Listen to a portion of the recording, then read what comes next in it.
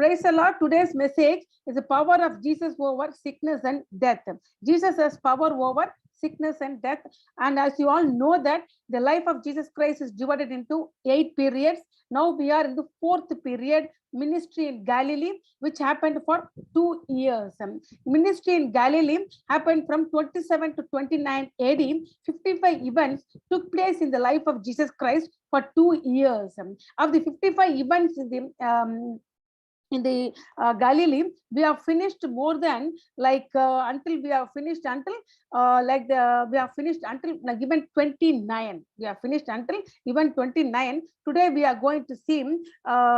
Today we are going to. I think so. No? Today we are going to see. That is two blind men. Today we are going to see Jairus' daughter raised, and woman is going to issue of blood is going to be healed. So today we are going to see the event 30, which happened along this Sea of Galilee, maybe near Capernaum. Okay, so today we are going to see event 13, which took place in the ministry of Jesus Christ in the region of Galilee. That is, Jairus' daughters raised and woman with the issue of blood healed, which took place around Sea of Galilee, more or less near Capernaum. Okay, so let us see that. So today's topic is power of Jesus over sickness and death.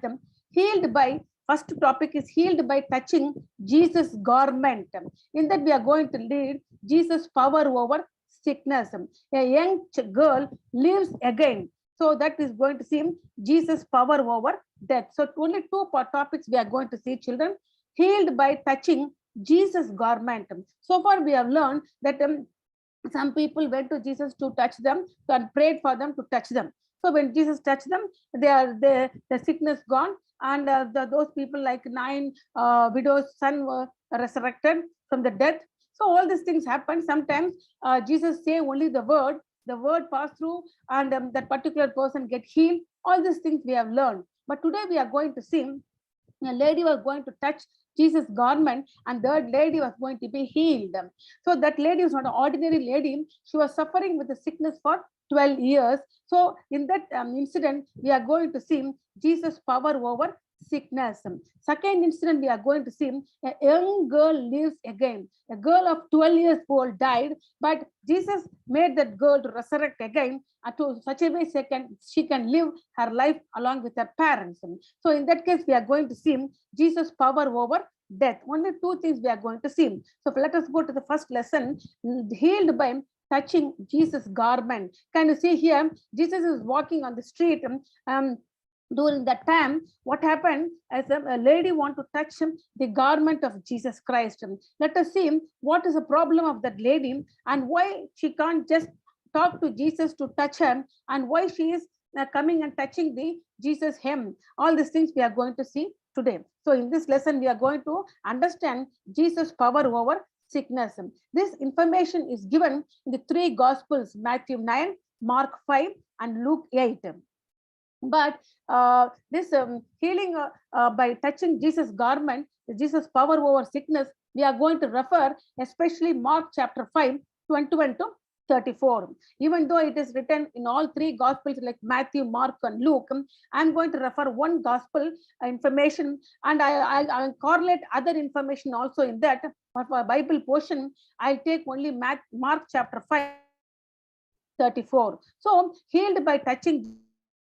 I'm going to divide this particular portion into 3 parts. Jesus approached, Jairus approached Jesus directly. The woman approached Jesus secretly. Whatever it may be, power of Jesus is manifested. Even directly or secretly, the power of Jesus is manifested. So today's lesson, the first lesson, healed by touching Jesus' garment. That is there in Mark chapter 5. That particular portion, that is the power of Jesus over sickness, I'm going to divide that particular portion to 3 parts. Jairus approached Jesus directly. There are 2 characters we are going to see. One is Jairus, other one was a woman. Okay, now Jairus approached Jesus directly, but the woman approached Jesus secretly. Whatever it may be, the power of Jesus manifested. Let us see, Jairus approached Jesus directly. Can you see in the picture, there was a man who was begging Jesus Christ. Yes, we'll see. We are going to see why. What happened to that man? What was his need? Why he was in front of Jesus begging for his help? Let us see that. Okay. For that, let us take Mark chapter 5, 21 to 24. Jairus approached Jesus directly. When Jesus had come, as again crossed over by boat to the other side of the lake. Previous class, we learned Jesus crossed the Sea of Galilee and reached the region of Gennesaret, and there he healed two demon-possessed men. And those people asked Jesus to leave their area. Jesus again went into the boat, crossed the Sea of Galilee, and again reached the other side of the lake. A large crowd gathered around him while he was by the lake. So now, after he came to that other side of the lake, large crowd of people were waiting for him. Then one of the synagogue leaders named Jairus came, and when he saw Jesus, he fell at his feet. He pleaded earnestly with him, "My little daughter is dying. Please come and put your hands on her so that she will be healed and live." So Jesus went with him. A large crowd followed and pressed around him. So the picture I put here is nothing but Jesus crossed the Sea of Galilee. He once reached the Gennesaret, and there he healed a demon-possessed man. Since they don't want Jesus to stay there because of their economy purpose, Jesus returned back. People were waiting there on the other side of the shore. One of the men who came and waiting for him and came and fell on his feet of Jesus Christ is a synagogue leader whose name was Jairus. And his problem is that his little daughter was going to die. So he is requesting Jesus to come to his house and put his hand on Jesus, on the girl, so that girl will be healed and lived. So what happened? Immediately, Jesus didn't hesitate. Jesus went with him. And not only Jesus went with him, a large cloud of people followed and pressed around him. So who are there? And especially the Jairus was there. Jesus was moving towards Jairus' house, but the large crowd of people were following, pressing around him. So let us see, Jairus approached Jesus directly. The news of Jesus' return from Decapolis spread among Jews living on the northwest shore of the Sea of Galilee. Likely many had heard that during the recent storm, because they know that there was a storm happened that night. That happened. They know that, so they have learned, they have heard that during the recent storm, Jesus has calmed the wind and the waters. So they came to know that Jesus calmed wind and water. Some might have known that Jesus had cured the demon-possessed man, because in Decapolis, he went and healed two demon-possessed men. Some people came to know that. Hence, a large crowd gathered by the Sea of Galilee. The reason is because they already know Jesus has calmed the sea and the water, wind and water, and somebody may know that he has even healed the demon-possessed man. Both the things are very peculiar things, which is the greatest miracle. As Jesus stepped out of the boat, one of the synagogue leader, Jairus, approached Jesus directly. Can you see here? I put directly, yes? So this Jairus approached Jesus directly. Jairus fell at Jesus' feet and begged, "My little daughter was extremely ill. Please come and put your hands on her so that she might get well and live." The request is what? Daughter extremely ill, and Jesus has to come and put his hand so she might get healed and live. To give the explanation about this particular portion, Jairus of the local synagogue. The explanation for that portion is, who was Jairus? First character, elected leader, because for each and every synagogue, the Jewish people elect a leader. So one of the elected leader was Jairus.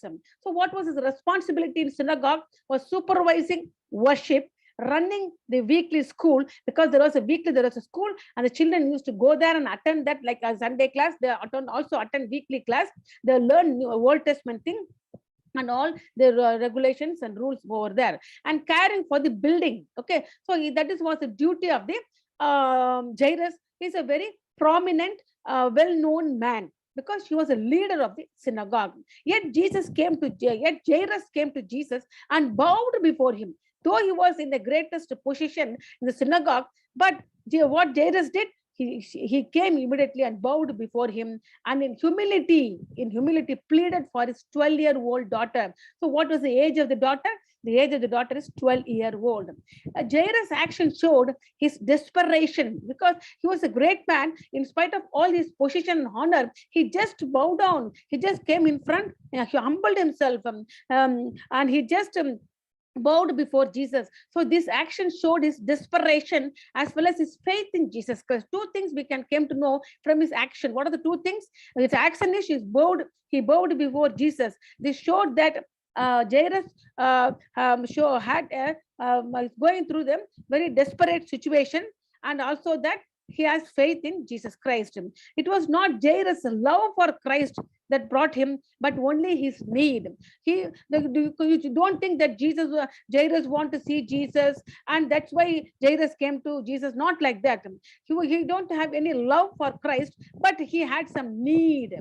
Okay, so Jesus responded to that need, and without hesitation, he went immediately with Jairus to his house. So what is the picture? Now Jesus, first Jairus is moving, behind Jesus was going. With Jesus, the crowd of people are following and pressing him. This is the now situation. Now the situation is changing. Now the writer of the Mark, that is the Mark John, is including another incident in between. While Jesus was moving towards the house of Jairus, something happened secretly. Directly, outwardly, what happened?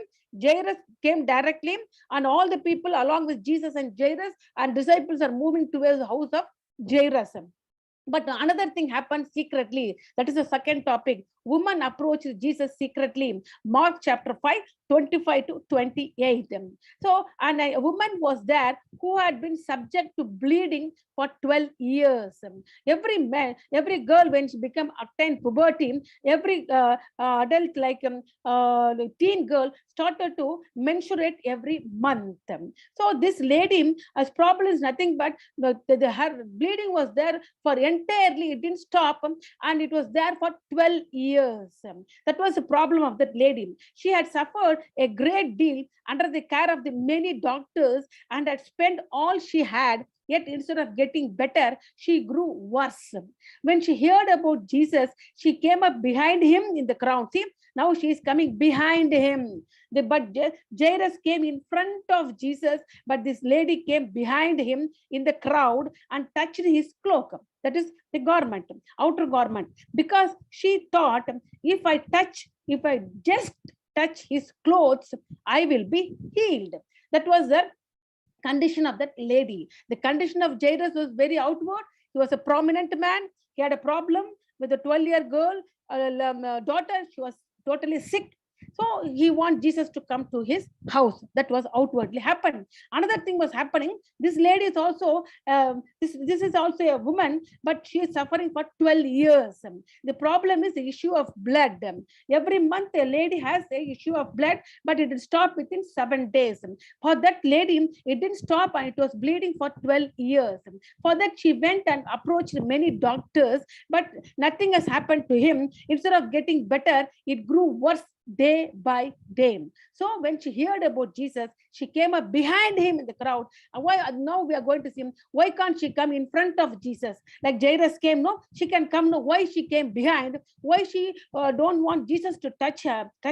Why she want to touch Jesus' cloak secretly? All these things we are going to see now. Okay, there was a woman who had a discharge of blood for 12 years. She was suffered greatly under many physicians, spent all she had, grew no better, but became worse. This menstrual disorder had made her ritually unclean. So the problem is that when the lady or a woman or girl having this menstruation every month, that particular period, that girl or woman become ritually unclean. But this menstruation, and there was a menstruation and the bleeding for entire 12 years. So ritually unclean for 12 years, and she was excluded from the social contact. Nobody is coming near her, nobody is touching her. She is not allowed to inside the temple, she's not allowed inside anybody's house, and she is nothing. She was totally so excluded from the social contact for about 12 years. No human power or skill could cure her because she went to so many doctors, she took so many medicine, nothing, no power and nothing can cure her. She desperately wanted Jesus to heal her. She knew that her bleeding would cause Jesus to become unclean under Jewish law. So she cannot go and ask Jesus to touch her, and outwardly she cannot go in the crowd, and outwardly she cannot touch Jesus also. All these things, according to the Jewish law, is very unclean. So when she touched somebody, that particular person became unclean, and he has to go for the purification process. So nobody want that type of ladies to come and have contact with them, to come and to enter the crowd. That was the problem. So she came behind Jesus and touched the fringe of Jesus' garment secretly. So I'm in this slide, I'm revealing you what is the problem of that lady, and why she came behind, and why she touched the fringe of the Jesus garment secretly. And I want to give the explanation. The woman shared Jesus' conviction. Can you see here? The woman, when Jairus came and asked about Jesus to come to his house, this lady was there and she know that. But so this woman shared same Jairus conviction that she could healed by Jesus touch, but she could not ask Jesus touch her in her condition. Okay? But she cannot ask now, no, Jesus to touch her in this condition. So Jairus was wealthy leading citizen, but the woman was lonely person because he spent all his money, everything is gone. Who had spent all her money trying to get well, so she was totally bankrupted, nothing money, no health, nobody is with her. But Jairus was a wealthy leading citizen. Jairus had been already blessed with 12 years of joy with his only daughter. It is written in one of the gospel, the daughter was the only daughter to the Jairus, and for 12 years the Jairus was very happy with her, with his daughter, while the woman has experienced 12 years of misery. See, same 12 years that Jairus was happy with the daughter, but now is a problem. But the ladies 12 years was suffering with a misery. She kept saying to herself, so what she's doing is she's telling with herself that she had to touch Jesus' clothes in order to be healed. She's telling herself again and again. Why? She apparently shared the belief that power of person was transmitted to his clothing. Because in those days, the people used to believe that if a prominent, powerful person is there, that power may be transmitted to the clothes. She has that superstitious and also having the faith of Jesus Christ. So her faith seems to be mixed with the measure of superstition. So how is her faith? Her faith is like a mustard seed faith, a small little faith, but that also mingled with the measure of superstition. What is a superstition? In those days, people believe that for a powerful man, even the cloth having that, even the power is transmitted to that cloth of that powerful man. So that was their belief. So she kept on telling to herself she has to touch Jesus' clothes in order to be healed, because there is no way for her to come out of this misery. So now what is the explanation? We are finished. Now we are going to third topic here. The power of Jesus is manifested. Mark chapter 5, 29 to 34. Can you see here? This girl was outwardly was seen here. In that picture, I told you that lady was secretly coming and touching, but now Jesus made her to come in front of everybody. How it happened? We are going to see. Okay, say the power of Jesus is manifested. Immediately, her bleeding stopped. Mark chapter 5, 29 to 34. Immediately, once she touched the hem of the Jesus cloth, what happened to that lady? That immediately her bleeding stopped, and she felt in her body that she was freed from her suffering. At once, Jesus realized the power had gone out from him. What happened is, now that is two things happened. Everybody thought that if the lady with the issue of blood or the body with the menstruation touch a person, that uncleanness will pass. Okay, that was the belief. But what already happened here is the power of Jesus has passed. Okay, but Jesus was not made unclean, but was immediately healed. But one thing happened to Jesus. What is that power gone out from him? He turned around in the crowd and asked, who touched my clothes? Okay, the people crowding against you. His disciples answered, and yet you can say, who touched me? But Jesus kept looking around to see who had done it. See, the disciples are thinking, what is this? All people are pressing against you. You are telling who touched you? What are you talking? They were annoyed, the disciples, but Jesus didn't care about the disciples. She kept looking, kept on looking around to see who had done it. Then the woman, knowing what had happened to her, came and fell at his feet, trembling with the fear, told him the whole truth. Now, this lady is in front of the crowd. He said to her, "Daughter, your faith has healed you. Go in peace and be freed from your suffering." I'm going to explanation for now. The power of Jesus is manifested. The woman's faith, even though mixed with the superstitious, was rewarded. Can you see here? This faith is mixed with the superstition. What is superstition? If a powerful person is there, the cloth of the person's power was transmitted to the cloth of the powerful person.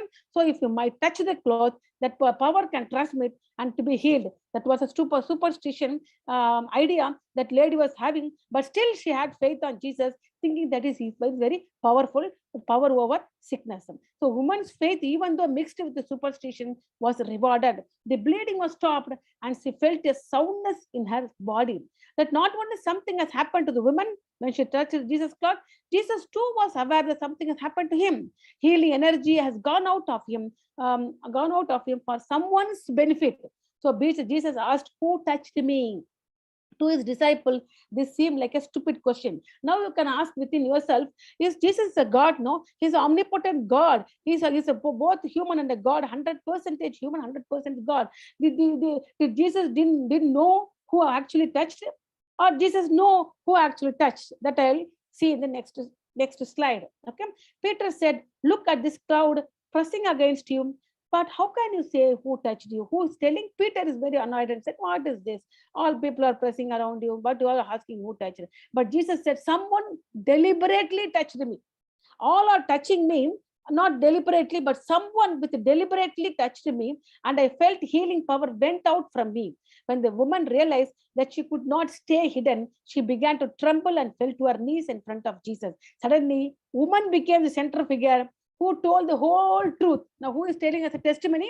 This lady is telling the testimony. She became the center figure, not Jairus now. Now, who is center figure? The woman. She became the model of the faith for Jairus. Now, she only not became the center of the figure, she became the model, because something terrible is going to happen to the Jairus' daughter. So for that, this lady became the model of faith. Her fear and trembling were not met with reproach. They were not angry. Jesus didn't, "Why you are unclean lady? Why you came and touched my hem?" That nothing, he didn't reproach, but with under tender compassion, Jesus said, "Daughter, your faith has made you well. Go in peace. Your suffering is over." Then the lady might have told everything about her in front of Jesus, and all the crowd of people, including Jairus, has heard. What she might have said, "Oh, I have this problem, issue of blood. The menstruation period didn't stop me for 12 years. I went to this doctor, that doctor. I took this medicine, that medicine. I tried all the things. Nothing has happened. So I thought I can come in him. So I cannot come in front of you because I'm unclean. If I touch you or the crowd, they become unclean, but I don't know what to do.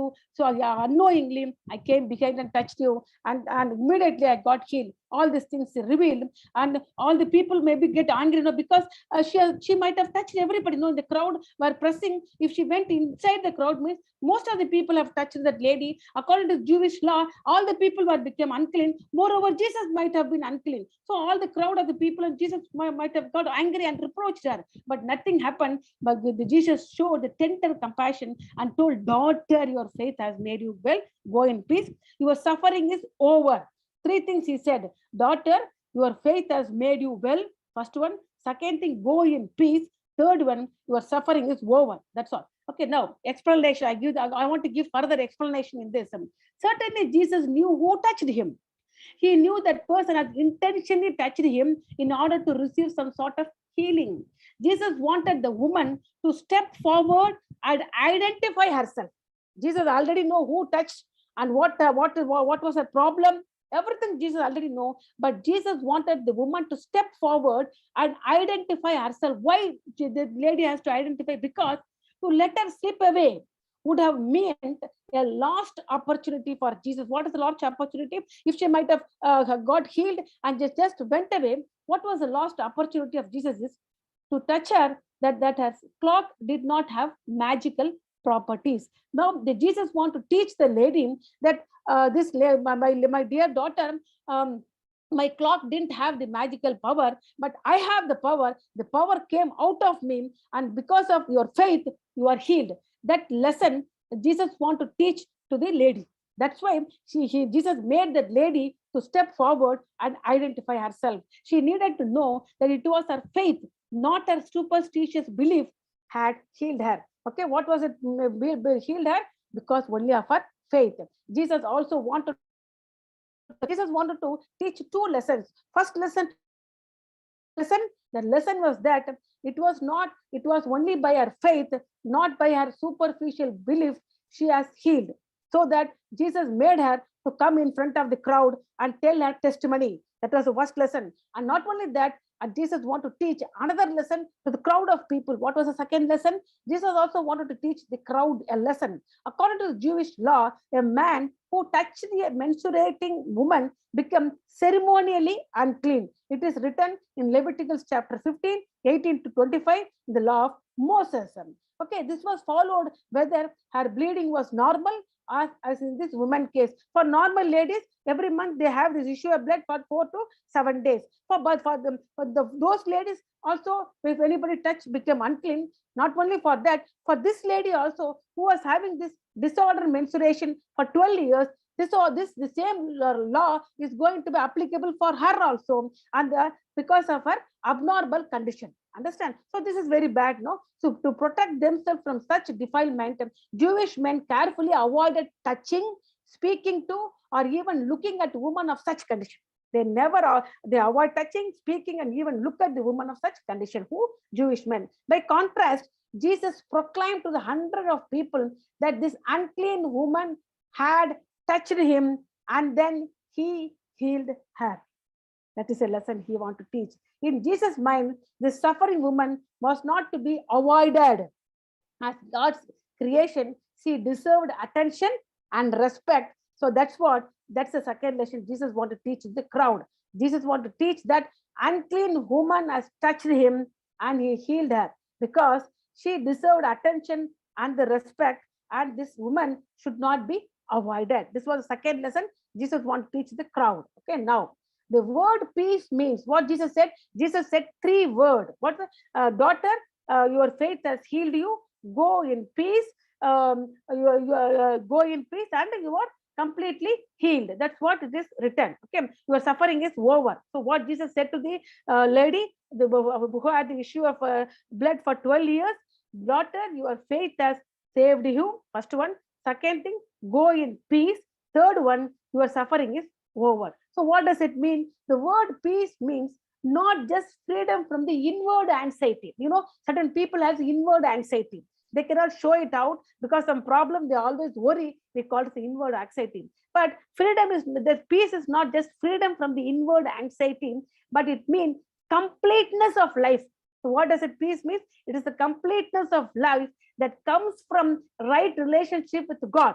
Can you see here? If that lady might have not come in front of the Jesus and told her testimony, and what might have happened? She just got healed, and she might have returned without anybody's notice. She might she might not have any relationship with God, but now she came in front of Jesus. Now her life became complete because having the right relationship with God. So that's why Jesus said, "Go in peace." Then Jesus' Lord's statement to the woman was, your suffering is over, confirmed what she has already experienced. Already she has experienced by touching. Her power came out from the Jesus. Already she was healed, but that was confirmed by the words of the Jesus. What Jesus said, your suffering is over. So discipleship is not simply getting our needs met. Can you see here? This lady's need was met. So you can think, if my need is met, I am a disciple of Jesus. Not like that. Discipleship is not simply getting our need met. It is being in the presence. Now she came in front of Jesus, in the presence of Jesus, being known by him. Now the Jesus knows and follow him. That is called to become a disciple. Not just come to Jesus, all around physically healed, met our need, and go back to the world life. That is not to become a disciple. To become a disciple, you should be in the presence of Jesus, and you should be known by Jesus Christ, and you should follow him. So that's why this happened to the lady. So now this we learned that Jesus has power over sickness. What is the application part in this incident? We learn flesh presses, faith touches. First lesson is what application is? Flesh presses, faith touches.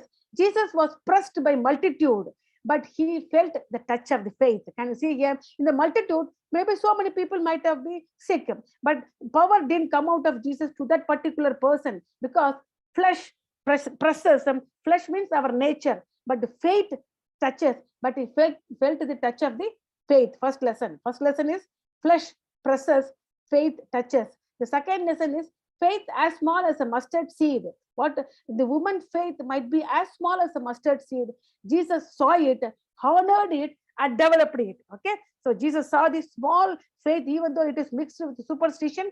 Jesus saw it, he honored it, and developed it.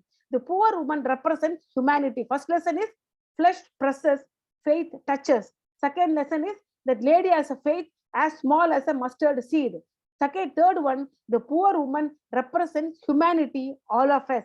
How it represents? We need to touch Jesus by faith. Don't fear that he will not respond. Don't fear that you are ignorant. Don't fear that you are selfish.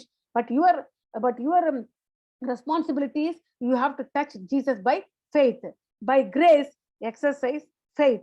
It will not go unnoticed by Lord Jesus Christ. When you exercise the faith by grace, it will be surely noticed by our Lord God Jesus Christ. Despite all social and religious barrier, Jesus is compassionate to deliver us from all our difficulties, because the woman of issue of blood was barricaded by both social and religious barricade, kept her away from the crowd, kept her away from the temple, kept her away from Jesus Christ. In spite of all these things, Jesus showed compassion to deliver. The same way, despite all the social and religious barrier, Jesus is compassionate to deliver us from all our difficulties. So we should not press with the flesh. We have to touch Jesus with faith. For second one, we should have a faith as small as a we should at least have a faith as small as a mustard seed, and we should not be fear we should touch Jesus Christ by faith, and we have to exercise faith by grace. If we do that, Jesus is compassionate to deliver us from all our difficulties. So what you have to do for Jesus to deliver you from all our difficulties? You have to press Jesus. You should not press Jesus with your own fleshy nature. With faith, you have to touch Jesus Christ. You should at least have a faith as small as mustard seed. A mustard seed. You should not fear. You should touch Jesus Christ by faith. Don't afraid that he will not respond. Don't fear that you are ignorant. But with faith, you touch Jesus Christ. You please experience faith, exercise faith by grace. If you do that, certainly Jesus Christ will notice on your faith, and despite all your barriers, Jesus is ready to deliver you from all your difficulties. So that's what we learned in the first lesson. The what second lesson? Young girl lives again. So first lesson is what? Jesus' power over sickness. So for your sickness, for your problem, for your difficulties, you have to do 4 things. What is that? No, don't press with the flesh, but touch with faith. You should have faith as small as mustard seed. You should touch Jesus Christ with faith. With faith, don't be afraid of your ignorance and your selfishness. Don't be afraid, but exercise faith by grace.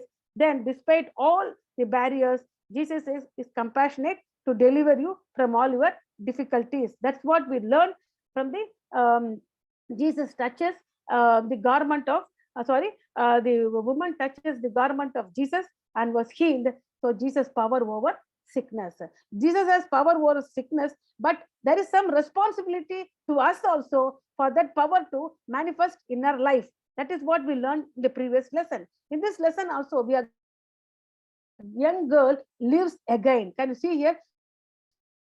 Girl age was 12 years. She's again resurrected. She's going to live again. She was dead before. Now she lives again because Jesus has power over death. This incident was given in Matthew chapter 9, Mark chapter 5, Luke chapter 8. Can you see here? So I go to next one. So this portion, in these three gospels, I'm going to take Mark gospel information. Mark chapter 5, 35 to 43. Young girl lives again. Jesus' power over death. I divide this portion again into three topics. Jesus ignored. So we are going to see Jesus is going to ignore something. Jesus ignored. Jesus revealed. Jesus is going to reveal on secret. Then Jesus spoke in a loud voice. So these three things Jesus is going to do. So here, we are going to make our focus towards Jesus in this portion. Jesus ignored, Jesus revealed, Jesus spoke in a loud voice. Okay, and there we saw in that Jesus' power over sickness. The woman issue of blood for 2 years, 12 years got healed. In that particular portion, how we separated. Jairus approached Jesus directly.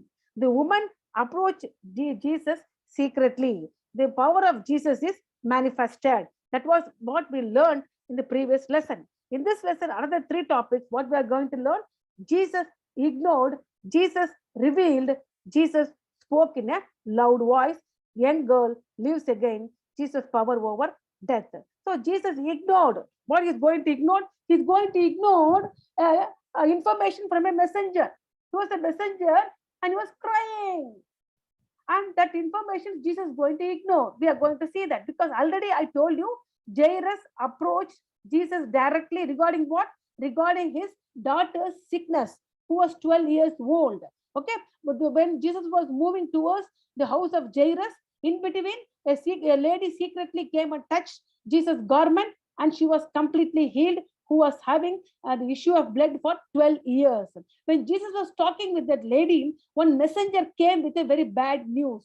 That news Jesus ignored. We are going to see what was that bad news and why Jesus ignored that information. Okay, well, Jesus, it is there in Mark chapter 5, 35 to 37.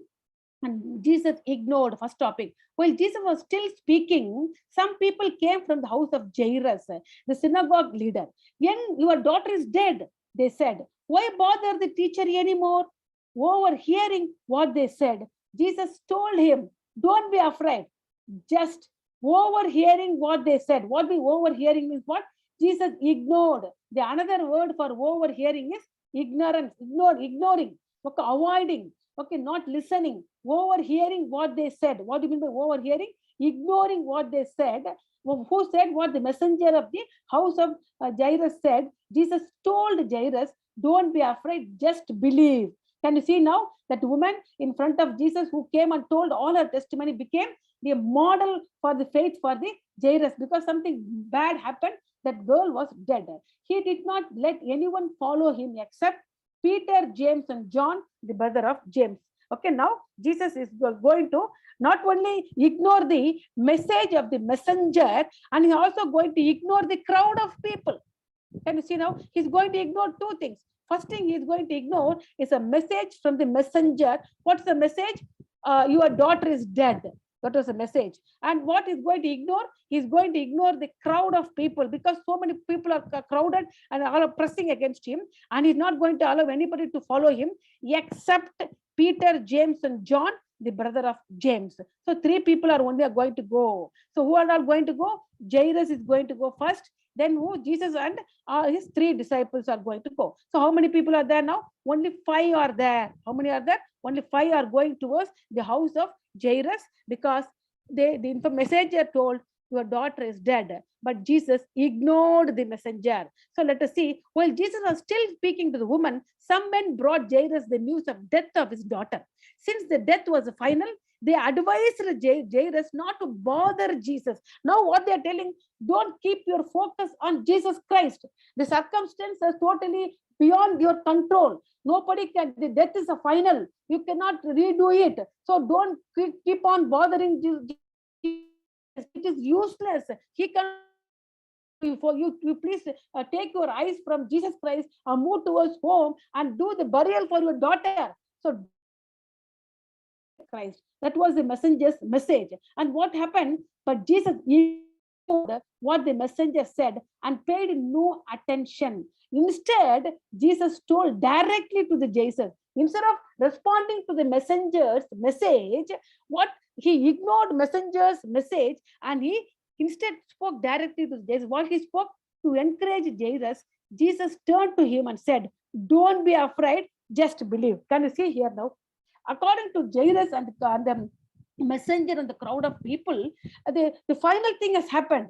Nothing is going to change. Everything is closed. Everything is finished. But according to the Jesus, still there is something, a new thing is going to open.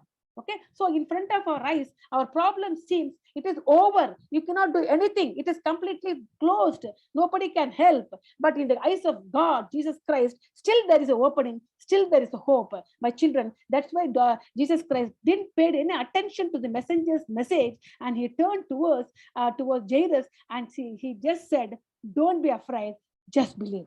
Yes. So Jesus ignored. What all Jesus ignored? Jesus ignored the message of the messenger. Second, he is going to ignore the crowd of people. Jairus needed that word of assurance from Jesus, which was both hope and the promise. So this word is not only hope, it's both hope and the promise. What was the promise? Even though your child is dead, he is going to live. That was the promise. The hope is what? Don't be afraid. Is hope. Just believe. So this word is now is both hope and the promise. So this word of assurance is needed for Jairus. Jesus must shift his focus from the circumstance of his daughter's death to the Jesus himself. Now the messenger is telling, shift your focus from Jesus to your daughter because she was already dead. Now, but Jesus is telling, don't shift your focus. Shift your focus from the circumstance of daughter's death to myself, to him. That's what Jesus said.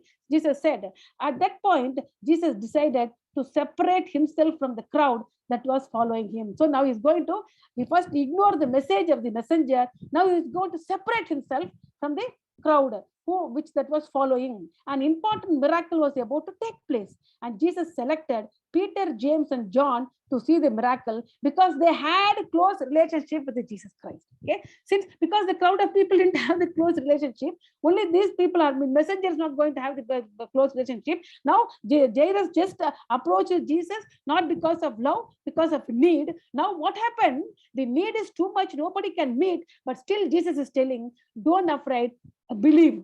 Okay, don't afraid, keep on believing. Now Jesus is approaching Jairus now in another way. The another way is that don't see the circumstance, shift your eyes from the daughter's circumstance towards me. That was the advice given by Jesus Christ. And not only that, he separated himself from the crowd and he selected his three disciples, Peter, James, and John, because he's going to do a great miracle before them. And he want to have only those disciples who had a best close relationship with him.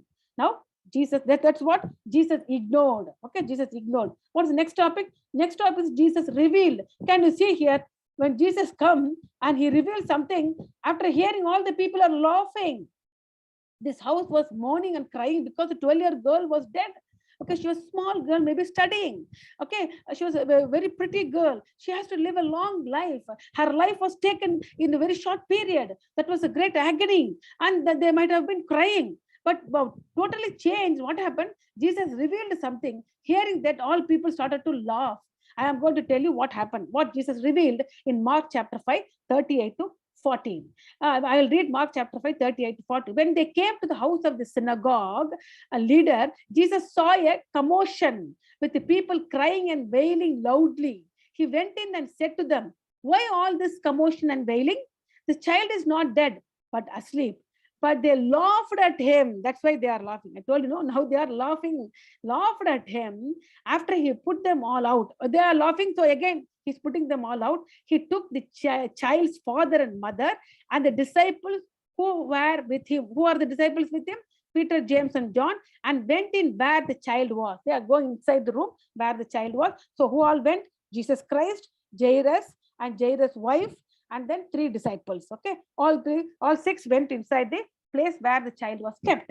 Okay, now what Jesus revealed, when Jesus arrived at Jairus' house, a great commotion was taking place.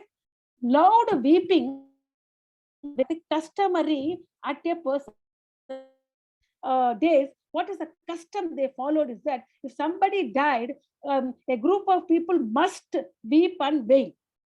Customary. So lack of them was the ultimate disgrace and disrespect. So some people, usually women, made mourning a profession. So what happened is that each and every, if any house had a that happened, they call the professional people who mourn. There are certain profession people who mourn because it is a customary for them for loud weeping and wailing for the dead person. So if they don't do it, that become ultimate disgrace and disrespect. So there was a profession for that. What is the profession? Mourning profession. Some ladies were doing that mourning a profession, and were paid by the dead person's family to weep over the body. So what they do is that when somebody died, they paid the mourning profession ladies and called to their home. They started to mourn and weep because that is their custom. So those ladies were there. Okay, who are these ladies? Can you see here? There were only one man. There are two ladies, because most probably this mourning profession is done by the ladies. So they were the paid mourners. They were mourning. They don't have the real sorrow in their heart because they were paid for mourning. That's all they know. But Jesus said, don't be any commotion, don't wail, don't weep. That girl was not dead, that she was asleep. Instead of mourning, they started to laugh. Can you see here? That's happening here. Since Jairus occupied a prominent position in the Jewish community, the number of professional mourners were large. She was a very rich man. She was a prominent person. So more mourners are there. They were crying and wailing a great noise. The house was filled with the people weeping and wailing because more mourners are there. The women mourners are there. They are mourning, professional mourners, and the family people are there. He was a prominent man. All the synagogue people were there, and all the people were weeping and wailing. So during that time, Jesus revealed one secret. The mourners laughed at Jesus when he said the child is not dead, she only asleep. So that was a revelation. What is the first topic? Jesus ignored the message of the messenger, and he separated himself from the crowd. Second topic, Jesus revealed. When Jesus revealed the child did not dead, she is only asleep, what happened? The mourners started to laugh. The girl was dead, but Jesus used the image of sleep. Now, the girl was truly dead only. She's not sleeping, she's dead. But Jesus used the image of sleep to indicate that her condition was temporary. Jesus is not telling she's dead. We see, for example, if we sleep in the night, we'll get up in the morning. That image Jesus wants to use for this girl because her condition was temporary and she would be restored soon. Why Jesus is telling? He's mad to tell that she is not dead, she's only sleeping? No, he's not mad. What he meant is that Jesus used the image of sleep. Why? To indicate that her condition was temporary only. She was not dead forever. She's only temporary and she would be restored. That's why Jesus used the image of sleep. Jesus sent all the mourners out. He took the girl's father and mother and his three disciples, namely Peter, James, and John, and went into the house. Okay. Now this has happened. Next one is Jesus revealed something. Now, Jesus' third topic, Jesus spoke in a loud voice. Mark chapter 5, 41 to 43.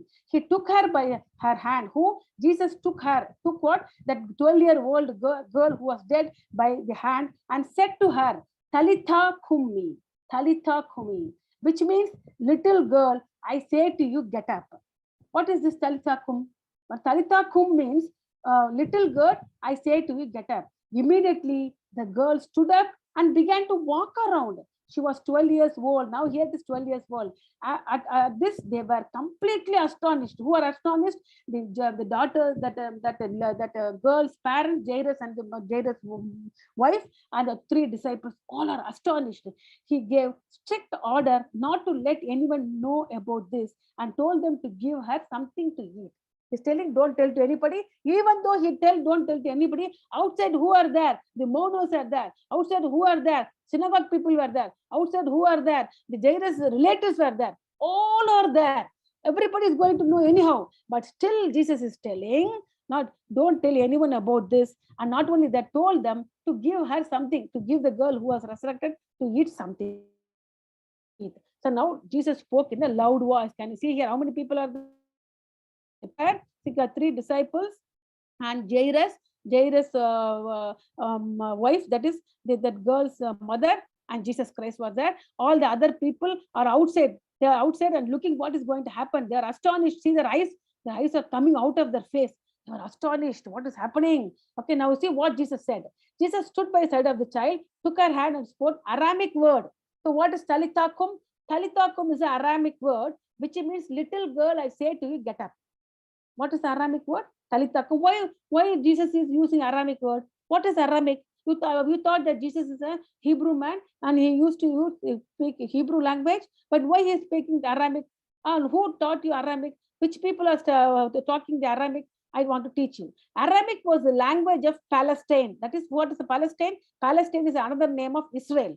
Aramic was the language of Israel or Palestine in the first century AD and was probably the language Jesus and his disciple normally spoke. Okay, this Arabic was the language of Syria. Once the people of Israel and the Jewish people were taken as a captive to the Babylon, and the Babylon also once took the Syria as a captive. So these people mingled together in Babylon. They learned the language called Aramaic, which was the language of Syrian people. So those people who came back to Israel, Palestine, they settled, but still they were speaking the Aramaic language. So the Jesus was talking Aramaic language, and his disciples also most probably spoke Aramaic language. The young girl, that's why Mark represented Talitha kum, which in Greek means little girl, I say you, get up. In English, it means little girl, I say you, get up is the meaning. Talitha kum is an Aramaic word. That was the language of Palestine, Israel in first century AD, language Jesus and his disciples normally spoke. Okay, the young girl responded immediately to Jesus' word. Jesus' word, everybody thought that girl was dead. Okay, now that girl is responding as if the girl was asleep. So, for example, if you are sleeping, your mommy or daddy coming, wake up, you respond, no? In the same way, that girl is responding. That's why Jesus said, she's not dead, she's asleep. Can you see here? The young girl responded immediately to Jesus' word. She not only stood up and began to walk around. Strength returned as well as life. She became strengthful because she was dead. No, somebody thinks she was dead. She began revived, so she was very weak. She's having still more disease because she died because of sickness. She can't come back, get out of the bed. Her sickness was very terrible, which made her to die. Okay, she's death happened because of sickness. Now, after resurrected, there is no sickness. She immediately got up. She started to walk, and she started to stood up and started to walk, which implies she was totally healed. She was totally alive. All the strength came back to her. Strength returned, and as well as life. That's why she not only stood up, she began to walk around. Okay, the reaction of the 5 witnesses to the miracle were Peter, James, John, and the parents was completely amazed. They were completely amazed. Now let us see. Jesus gave them 2 strict order, namely, they were not to tell anyone what had happened. Why? To avoid unnecessary publicity. Why Jesus said that you should not tell anyone what had happened?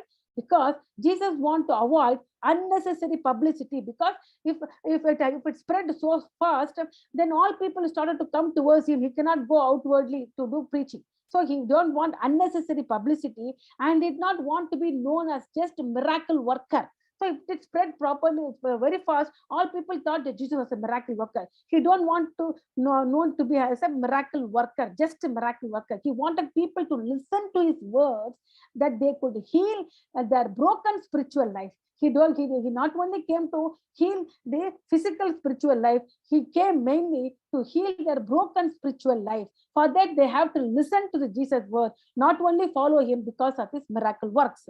That's why Jesus told them not to tell what has happened, to avoid unnecessary publicity, and he did not want to be known as just miracle worker. He want people to listen to his words that could heal their broken spiritual life. So what will heal the broken spiritual life? What will heal the person who was fully sinful to become healed from the sinful life is that the words of Jesus Christ. For the words of Jesus Christ to be heard, he has to go around to all places and preach. If this information like healing and making the dead girl alive spread quickly, he cannot go publicly because the crowd started to press around him. That's why Jesus told them not to tell. Second thing, what he tell, they should give the girl something to eat, which is a concern for man's ordinary. Not only that, before she was dead, when she was in the bedridden, she was not able to eat anything. She was not able to get up. All her strength was gone. That's why she died. Now her strength has revived, and Jesus was very much concerned for that girl's ordinary need. So in the same way, our Jesus is very much concerned about our ordinary need, and not only our physical needing, we need our spiritual healing, which we get it by hearing the word of Jesus Christ. So we should not see only Jesus as a miracle worker. We should listen his teaching. We should obey his word to be healed from our broken spiritual life. So that is a lesson we learn from this. What's the lesson we learn? For to heal from our broken spiritual life, we have to listen the word of God. And Jesus is very much concerned for our ordinary need, because we are one who follow Jesus, what Jesus said, and we restore our spiritual life. Then Jesus is very much concerned about our all ordinary needs. That's what we learn from this. And nothing but not but least, application. What is application? Synagogue leader did not come to Jesus until his daughter's condition became very worst. Yes, and until no one could help her. So until that condition, synagogue didn't come to Jesus. The synagogue leader came only when her daughter's condition became very worst. Until nobody, even the doctors, he was a prominent man. He has so much of wealthy person. He might have saw so many physicians, doctors. Nothing, nobody could help her. But Jesus simply went to the girl and raised her. Jesus just went and raised her. In our life also, Christ can make a difference when it seems to you no one could help us. So what will if we come to the condition, no one can help me, my life is over, it is finished. At that condition, God can, especially Jesus Christ, can make a difference in your life. Jesus can bring healing to the body. What all Jesus can bring to your life? Jesus can bring healing to the body, healing to the broken relationship with God because of sin. I told you, no, spiritual life. We need a spiritual awakening. How? By setting right the broken relationship with God because of sin. Release from the addicting habit, because now children, so many children are now had a very bad addicting habit. You cannot come out of addicting habit by your own flesh, by your own strength. You need help of Jesus Christ. So release from the addicting habit, and forgiveness. And forgiveness. All these things Jesus can bring to us. What all the things Jesus can bring to us? Healing to the body, healing to the broken relationship with the God because of sin, release from addicting habits like pornography, like cinemas, like movies, like songs, like telling lies, doing all rubbish things. All these things are addicted. Alcohol, cigarette, drugs. So many addictive things are there in the world. And like playing PUBG. I came to know some people, some boy played PUBG. He suicide. He hanged himself. So now the video games became so addictive. So now especially the teen boys and girls are killing themselves. All these are addicting habits. Who can make you to come out of this? Only Jesus can bring you out of, release from the addicting habit, and all sins are going to be forgiven only by Jesus Christ, blood of Jesus Christ. So this is all happened by only by Jesus Christ. This is the application, my children. Not but least, conclusion. Jesus not only demonstrated great power, but also showed tremendous compassion. Can you see here? In both conditions, Jesus showed the compassion. Okay, even for the 12-year suffering lady, even for this 12-year-old girl, for both persons, not only Jesus demonstrated great power, he tremendously showed the tremendous compassion. Jesus' power over nature, demons, and death was motivated by compassion. Because in nature, what happened? The disciples were crying, "We are going to die. You don't worry. Please get up, get up, get up." So Jesus showed compassion on the disciples, and he commanded the wind and water to stop. And Jesus had compassion on the demon-possessed man, because they were socially deprived. They were in the tomb. All the family neglected them. No people come near them. Everybody hate them, and no family are them with them. So Jesus Christ himself went to them and talked with them and healed them by showing the compassion. And the death. Can you see here? This girl was dead, but still Jesus showed compassion and revived her. So Jesus' power over nature, demons, and death was motivated by compassion. Okay, so Jesus showed compassion to the demon-possessed man who lived among the tomb, a deceased woman for 12 years and socially deprived, and to a family of a dead girl. All these things. Rabbis of that day considered such people who are demon-possessed man, deceased woman, and the family of the dead girl. All these things, rabbis such people unclean. Society avoided them, but Jesus reached out and helped them because he showed tremendous compassion. That's why Jesus' power over nature, demon, and death was motivated by compassion. Not but least application compassion. What is compassion? What is compassion? Compassion is suffering with another. If somebody is suffering, you have to suffer with them. That is called compassion, which is also called mercy. So what is compassion? Suffering with another person who is also suffering. That is called compassion or mercy. So Jesus Christ expressed compassion towards, to whom and all Jesus Christ expressed compassion? Jesus Christ expressed compassion towards weary. Jesus Christ, because they were tired of their problem, so weary. Jesus Christ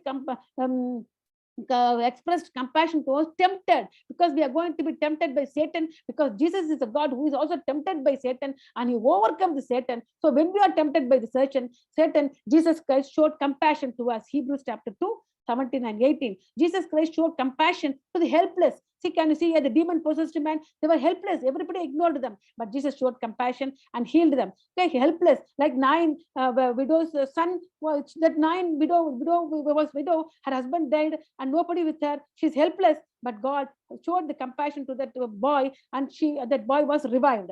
Jesus showed compassion to the sorrowful. Can you see here? This Jairus was crying like anything. So it was very sorrowful, and everybody were crying because of him. Jesus showed compassion, and that girl was revived. Jesus showed compassion to the multitude, because the multitude are peeping or coming around Jesus Christ again and again and again, just for food, just for healing. They don't want spiritual healing. And seeing them, Jesus showed compassion. And last, not but least, Jesus expressed compassion towards sinners. That's why once we were sinners, now we are saved, because Jesus showed compassion to us once we were the sinners. Not but least, what is the memory words? Memory verse, I'm sorry, I didn't place it. Okay, what is the memory verse? Is that I'll go to 1 minute. Okay, the memory verse is that Jesus Christ showed compassion to the sinners. Matthew chapter 9, 12 and 13. Jesus said, "It is not the healthy who need a doctor, but the sick. But go and learn what this means. I desire mercy, not sacrifice. For I have not come to call the righteous, but the sinners." So Jesus showed compassion to the sinners. That's why once we were the sinners, now we are saved, because Jesus showed compassion to us. Thank you, children. Thank you for attending. God bless you all.